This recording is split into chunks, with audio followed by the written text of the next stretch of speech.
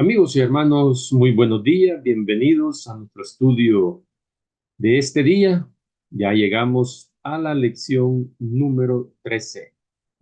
Pero antes vamos a tener una oración para que Dios pueda bendecir el estudio de este día. Padre nuestro que estás en los cielos, gracias, porque hasta aquí tú nos has ayudado. Gracias, Señor, porque estamos ya, Señor, iniciando una nueva semana, Padre, y por eso, Señor, te lo agradecemos. Y queremos también, Señor, pedirte que estés con nosotros durante esta nueva semana. Cada uno de los días, Padre, que tus ángeles y tu Espíritu Santo puedan acompañarnos. También, Padre, queremos pedir que puedas bendecir este estudio, que pueda tu Espíritu Santo guiarnos en este día, Señor, en este estudio, y que todo, Padre, pues sea para nuestro crecimiento espiritual, para adquirir conocimiento, Señor, y prepararnos para cuando Jesús vuelva por segunda vez. Bendice a mi hermano, a mi amigo que está ahí, Señor, al otro lado de la pantalla, Padre. Bendícelo, Señor, y en sus problemas, Padre, pues ayúdale. Pedimos, Señor, que puedas ser, Señor, con propicio a cada una de sus necesidades. Gracias, Padre, por tu amor y por tu misericordia. Oramos en Jesús. Amén. Como decíamos, lección número 13 de El gran conflicto que ha sido el estudio de este trimestre. Lección número 13 y el tema de esta semana es el triunfo del amor de Dios. Como todo conflicto tiene que llegar a un desenlace y tiene que haber un ganador, ¿verdad? Así es que, y en esta ocasión, pues, el amor de Dios, como todos sabemos, es el que va a triunfar o el que ya triunfó, ¿verdad? Entonces, la lección para hoy, domingo 23 de junio, esperanza en tiempos difíciles. Y este tema no es más que eh, el tema de la prueba final que el pueblo de Dios va a pasar, ¿verdad? Y a lo que nosotros le llamamos el tiempo de angustia. Ese es el tema para este día. Y aunque este tiempo de angustia será una prueba terrible, ¿verdad? Muy complicada para el pueblo de Dios, será el momento de mirar hacia arriba a fin de que por la fe nosotros podamos ver el arco de la promesa que nos envuelve. ¿Y cuándo va a iniciar este tiempo de angustia? Bueno, cuando Jesús deje de interceder en el santuario celestial. Dice Daniel 12:1, y en aquel tiempo se levantará Miguel, el gran príncipe que está por los hijos de tu pueblo, y será tiempo de angustia cual nunca fue después que hubo gente hasta entonces. Mas en aquel tiempo, dice, será libertado tu pueblo todos los que se hallaren escritos en el libro. Eso es lo que dice Daniel 12:1. Este versículo marca el día en el que Jesús deje de interceder en el santuario celestial. Recordémonos, como lo hemos estudiado durante este trimestre, Jesús está ahorita intercediendo en el santuario celestial, está en el lugar santísimo. Y este versículo es el que marca ese día cuando Jesús deje de interceder en el santuario celestial y él diga con voz, sí, con un tono solemne, cuando diga lo que dice Apocalipsis 22:11, el que es injusto, sea injusto aún, y el que es sucio, sea sucio aún. El que es justo, sea justo aún, y el que es santo, sea aún santo. Cada caso ya habrá sido fallado para vida o para muerte. Cada uno de los casos, ¿verdad? Los casos de toda la humanidad. Cristo ha hecho propiciación por su pueblo y ha borrado sus pecados ya. Esa es la función también ahí en el santuario celestial, en el lugar santísimo, el Yom Kippur que hablábamos durante este trimestre también. A la vez que sale Jesús del santuario, Las tinieblas envuelven a los habitantes de la tierra en lo que será un tiempo terrible, al que el versículo 2 llama tiempo de angustia, ¿verdad? O el versículo 1 de Daniel, perdón, de Daniel 2 se llama el tiempo de angustia, ¿verdad? Ya no hay más intercesión. Ya Jesús dejó de interceder, puesto que la paciencia de Dios hasta ahí se ha terminado, ya que el mundo ha rechazado su misericordia, despreciado su amor y ha pisoteado su ley. El tiempo de gracia se ha acabado para ellos. Los que obedecen la ley de Dios han sido acusados y se los mira como si fueran la causa de las terribles convulsiones que la naturaleza está padeciendo y de todo lo que está sucediendo en la tierra, un caos. Y entonces ese grupo, ese remanente que honra la ley de Dios, es el que ven como el causante de todo eso. La decisión irrevocable del santuario ha sido ya pronunciada y el destino del mundo ha sido determinado para siempre. Pero los habitantes de la tierra eso no lo saben. Una vez que el sábado llegue a ser el punto especial de controversia en toda la cristiandad, la pequeña minoría que se niega a someterse a la institución de la Iglesia Católica, como ya lo estudiamos también, ¿verdad? Estudiamos sobre las dos bestias, ya todo eso lo estudiamos durante este trimestre. Entonces, una vez que este remanente, este pueblo, que honran la ley de Dios, ¿verdad? Una vez que el sábado llegue a ser el punto de controversia, toda la cristiandad, la pequeña minoría que se niega a someterse a la institución de la Iglesia Católica y a la ley del Estado será perseguida. Entonces viene la persecución. El pensamiento de los que persiguen a este grupo es el siguiente: vale más que esos pocos sufran y no que naciones enteras sean precipitadas a la confusión y anarquía. Ese es el pensamiento de los que persiguen. Se le compara también este tiempo de angustia como aquel tiempo de angustia o aquella lucha que tuvo Jacob, ¿verdad? La noche de aflicción de Jacob, cuando él luchó en oración para ser librado de manos de Esaú. Eso está en Génesis 32, ¿verdad? Eso representa la prueba por la que pasará el pueblo de Dios en el tiempo de angustia. Jacob tenía como única esperanza la misericordia de Dios, y eso es lo que también a nosotros nos llena de esperanza, la misericordia de Dios. Su único amparo era la oración, y es lo mismo que tiene que ser para nosotros. La oración tiene que ser nuestro único amparo.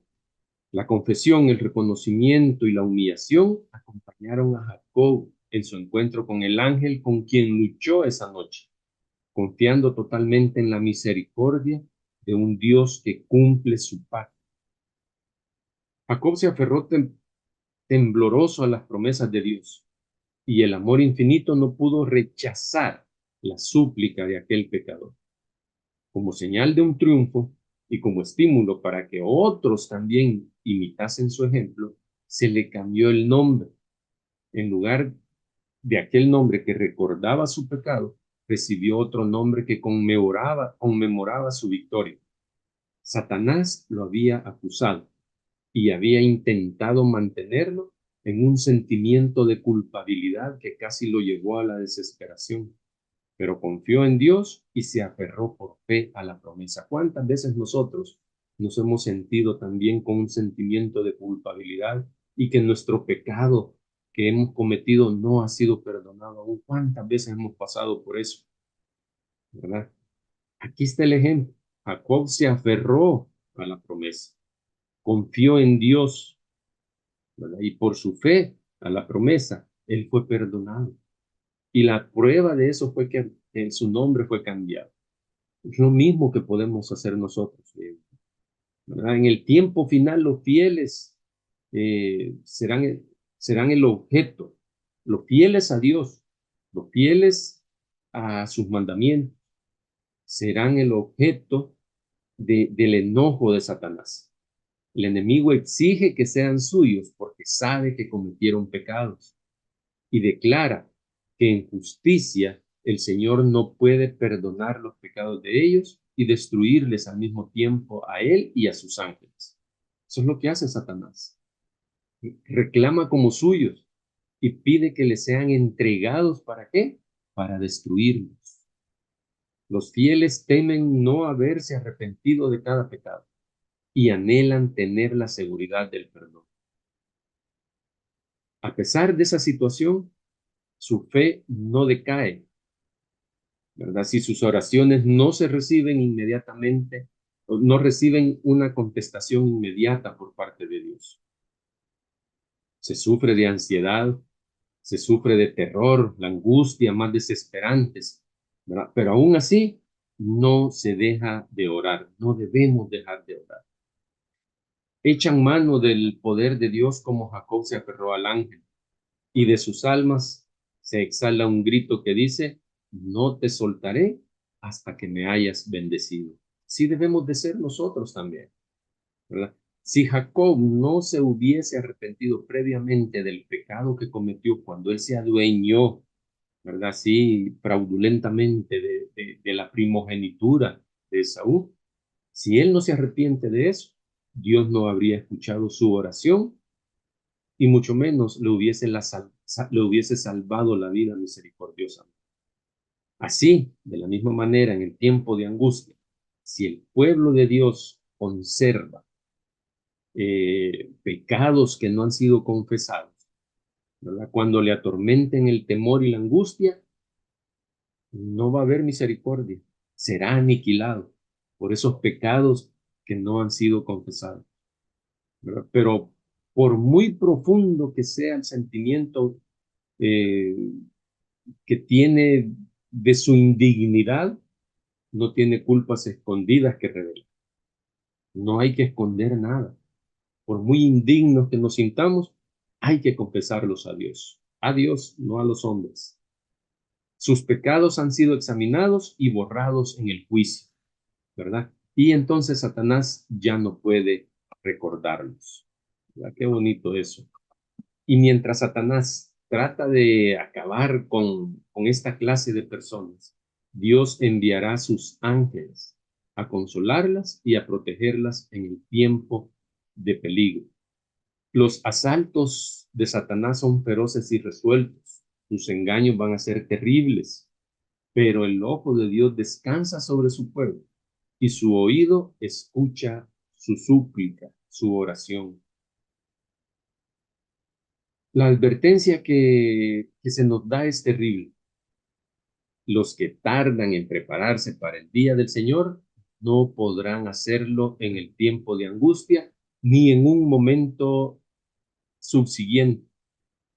No deberíamos vivir tratando de excusar u ocultar nuestros pecados dejándolos sin confesar. Por lo tanto, sin que hayan sido perdonados en los registros del cielo. El tiempo de gracia nos es concedido a todos a fin de que nos preparemos para aquel momento. Hoy es el día para aprender a vivir en confianza y en relación íntima con Dios. Se nos recomienda que sería mejor sacrificar nuestros propios gustos antes de descuidar la comunión con Dios. Ese es el sacrificio vivo que debemos de hacer, ¿verdad?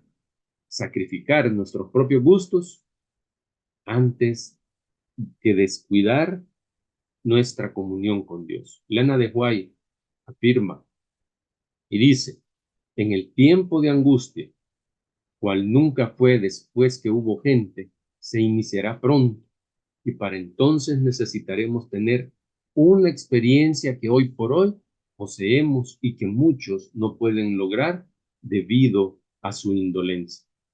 Se requiere de nosotros que mientras dure la intercesión de Cristo en nuestro favor, lleguemos a la perfección de Cristo. Eso se nos pide. Jesús pudo decir, viene el príncipe de este mundo, mas no tiene nada en mí. Eso está escrito en Juan 14:30. Viene el príncipe de este mundo, mas no tiene nada en mí.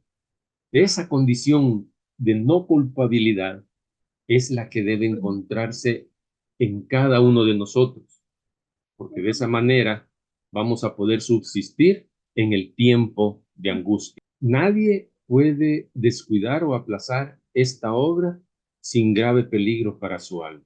A nuestra disposición está el poder del Espíritu Santo para separarnos del pecado, aceptando la amorosa invitación de nuestro Salvador de unirnos por la fe con Él. Terribles y espantosas son las escenas que hicieron que Juan escribiera: ay de los moradores de la tierra. Eso está en Apocalipsis 12:2. Ay de los moradores de la tierra y del mar, porque el diablo, dice, ha descendido a vosotros, teniendo grande ira, sabiendo que le queda poco tiempo. Terrible de haber sido lo que Juan vio.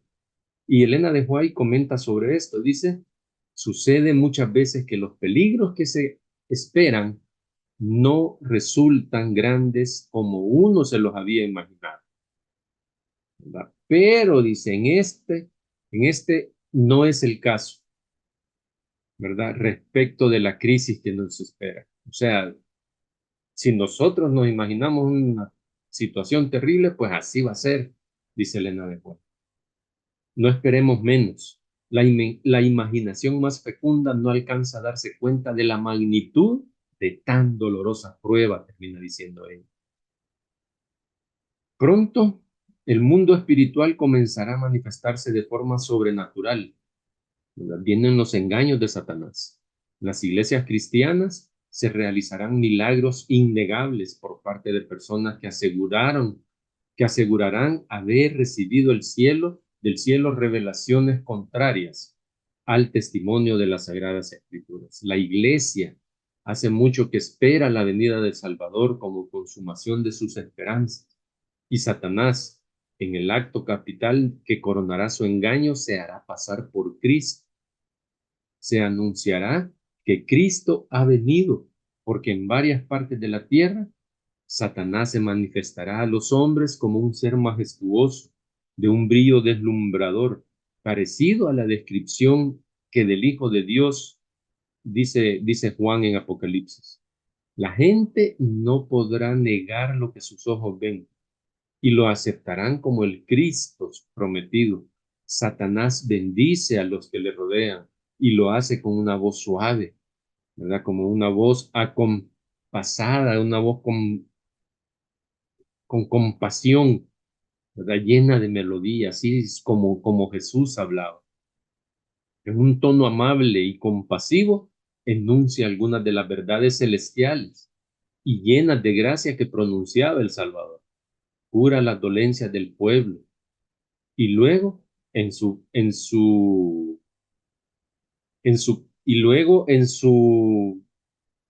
carácter de Dios, ¿verdad? Asegura haber mudado el día de reposo del sábado al domingo y manda a todos que santifiquen el día bendecido por él.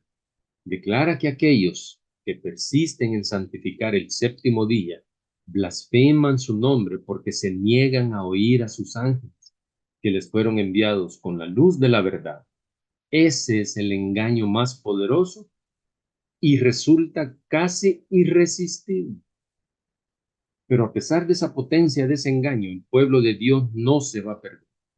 Conocen la escritura y saben que lo que se está diciendo es contrario a las enseñanzas de la palabra. ¿Recuerdan la advertencia de Jesús y la descripción que se hace en la Biblia de su segunda venida, donde dice: se levantarán falsos cristos y falsos profetas y darán señales grandes y prodigios, de tal manera que engañarán, si es posible, aún a los escogidos? Así que si os dijeren: he aquí en el desierto está, no salgáis. He aquí en las cámaras, no creáis, porque como el relámpago que sale del oriente y se muestra hasta el occidente, así será también la venida del Hijo del Hombre. Tenemos que estar atentos, tenemos que estudiar su palabra para conocer bien todo lo que ha de acontecer en el tiempo del fin. Cuando los decretos políticos dejen sin protección al pueblo de Dios, será el momento de huir de las ciudades. Y unidos en grupos, los fieles accederán a lugares más desiertos y solitarios. Otros, según se nos describe, serán arrojados en cárceles, sin que ninguna mano humana se disponga a socorrerlos. Los fieles saben que Dios no se olvida de ellos. Eso ya lo había prometido. ¿Puede una madre olvidar a su niño de pecho y dejar de amar al hijo que ha dado a luz?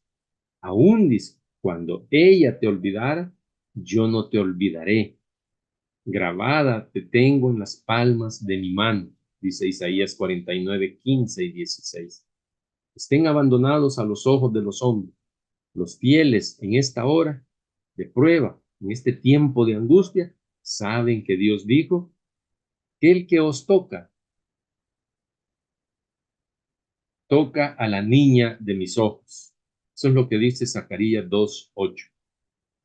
Finalmente, después de mucha paciencia, Dios ejecutará sus juicios sin mezcla de misericordia. Se ha abusado de sus hijos y la paciencia de Dios ha llegado a su fin. Dios es paciente y misericordioso, pero de ninguna manera tendrá por inocente al culpable. Apocalipsis describe las plagas que caerán sobre los habitantes de la tierra, que adoran a la bestia y a su imagen, ¿verdad? Y reciben su marca. Se nos dice que estas plagas no serán universales, porque si no de lo contrario, los habitantes de la tierra serían enteramente destruidos. Sin embargo, serán los azotes más terribles que hayan sufrido jamás los hombres. Muchos invocarán una protección divina que hasta ese momento habían rechazado. Para los fieles, la Biblia promete y dice el Salmo 91, 3 al 10, dice, Él te librará del lazo del cazador, de la peste destructora, con sus plumas te cubrirá, y debajo de sus alas estarás seguro. Escudo y adarga es su verdad. No tendrás temor de espanto nocturno, ni de saeta que vuele de día, ni de pestilencia que ande en oscuridad, ni de mortandad que en medio del día destruye. Caerán a tu lado 1000 y 10,000 a tu diestra, mas a ti, dice, no llegará. Ciertamente con tus ojos mirarás y verás la recompensa de los impíos, porque tú has puesto a Jehová, que es mi esperanza, al Altísimo, por tu habitación. No te sobrevendrá mal, ni plaga, dice, tocará tu morada. Eso dice el salmista. En un tiempo angustioso será cortado por amor a los escogidos, ¿verdad? Se nos dice que el fin vendrá más pronto de lo que los hombres esperan, más pronto de lo que nosotros esperamos. Pronto su gloria se revelará. Saldrá el sol de justicia. Cristo, el vencedor todopoderoso, ofrece a sus cansados soldados una corona de gloria inmortal. Y su voz se deja oír por las puertas entornadas. He aquí que estoy con vosotros, no temáis, conozco todas vuestras penas. He cargado con vuestros dolores, no estáis lidiando contra enemigos desconocidos. He peleado en favor vuestro y en mi nombre sois más que vencedores, dice Jesús a sus fieles. Aunque el tiempo de angustia es una prueba terrible para el pueblo de Dios, es el momento en que todo verdadero creyente debe mirar hacia arriba a fin de que por la fe pueda ver el arco de la promesa que le envuelve.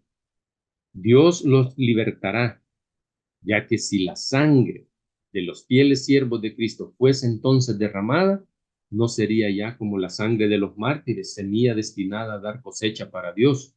Su fidelidad no sería ya un testimonio para convencer a otros de la verdad, ¿verdad? Porque los corazones endurecidos han rechazado los llamamientos de la misericordia, ¿verdad? Hasta que estos ya dejen de oír.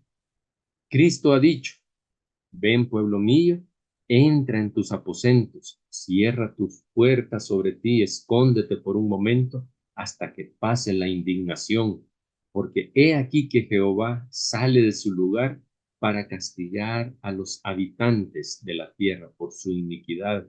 Dice Isaías 26, 20 y 21. Gloriosa será la liberación de los que han esperado pacientemente y cuyos nombres están escritos en el libro de la vida. Finalmente, la esperanza que tenemos en este tiempo difícil es que Dios ha prometido estar con nosotros todos los días hasta el fin del mundo, dice Mateo 28. Mañana continuamos con nuestro estudio sobre este triunfo del amor de Dios. Esa es nuestra esperanza. Que Dios te bendiga. Hasta pronto.